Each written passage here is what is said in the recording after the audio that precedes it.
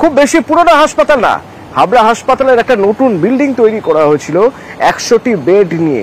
এবার দেখা গেল সেই নতুন বিল্ডিং এর মধ্যেই অন্ধকারে এদিক ওদিক বেশ কিছু দোকান। এখানে দোকান বসার তো কোনো পারমিশন নেই, তাহলে এই দোকানগুলো বসলো কিভাবে, কাদের মদতে? জিয়াউল প্রতিনিধি আমার সঙ্গে রয়েছেন। জিয়াউল, এই দোকানগুলো এখন তো ভেঙে দেওয়া হয়েছে, কিন্তু আজ ভাঙা হয়, কাল আবার হয়, এক সপ্তাহ এক মাস তার মধ্যে দেখা যায় নতুন করে আবার দোকান তৈরি হয়ে গেছে। পিছনে কারা আছে? একদম দেখো, অবশ্যই পিছনে রয়েছে শাসক দল তৃণমূল কংগ্রেসের নেতা কর্মীদের মহতেই এই ধরনের নতুন কোনো জায়গায়, সেখানে সরকারি বিল্ডিং বা নতুন কোনো জায়গা হচ্ছে সেখানেই দেখা যাচ্ছে সরকারিভাবে সেখানে এবং এই অবৈধভাবে রাতের অন্ধকারে দখল করছে, এবং সবটাই মদতদাতা হচ্ছে শাসক দলের নেতা না হয় কর্মী। যেখানে মুখ্যমন্ত্রী বারংবার বলেছে এবং প্রশাসনিক বৈঠকে তিনি পরিষ্কার করে দিয়েছেন, কোনো সরকারি জমি এবং নতুন কোনো জায়গায়, সরকারি জায়গায় কেউ জবরদখল করতে পারবে না, দোকানপাট বসাতে পারবে না, হকার বসাতে পারবে না।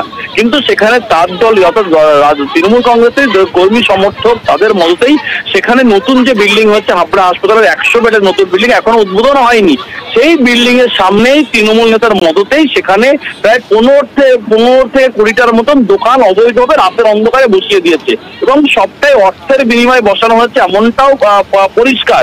তারপরেই পুলিশ প্রশাসন খবর পায়, খবর পাওয়ার পরে হাবড়া পৌরসভা খবর পায়, তারা রাতের অন্ধকারে একেবারে গভীর রাতে সেখানে অভিযান চালায় যে কোনো রকম ভাবে হকার উঠছে, নতুন করে হকার এখানে বসতে পারবে না, এবং সবটাই ভেঙে গুড়িয়ে দিয়ে সেখান থেকে সমস্ত জিনিস নিয়ে পুলিশ প্রশাসন চলে যায়। এবং তাদের একটাই দাবি যে কার নির্দেশ এখানে বসানো হয়েছিল, কিন্তু তারা পরিষ্কার করে না বললেও তারা সূত্রের খবর যে তৃণমূল মলতে এখানে বসা হয়েছিল, এবং চেয়ারম্যানের দাবি হাবড়া পৌরসভার চেয়ারম্যান যে কাদের মলতে করা হয়েছে সেটা যেমন খুঁজে দেখা হচ্ছে, এবং কারা বসিয়েছে তাদেরও আইনত ব্যবস্থা নেওয়া হবে।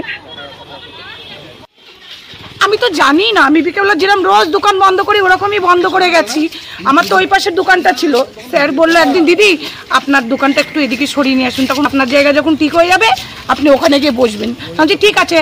আজকের কি করেছি, এই 20 দিন পর আজকে দেখছি ওখানটায় ঠিক হয়ে গেছে যে কালকের দোকানটা ওখানে নেবো। আমি বিকেলের ভিতরে শুনছি এখানে নাকি 10-12টা দোকান দিয়ে বসে রয়েছে, এই অবধি এসে দেখছি আবার দোকান ভাঙচুর করে রেখেছে। কারা ভাঙচুর করেছে?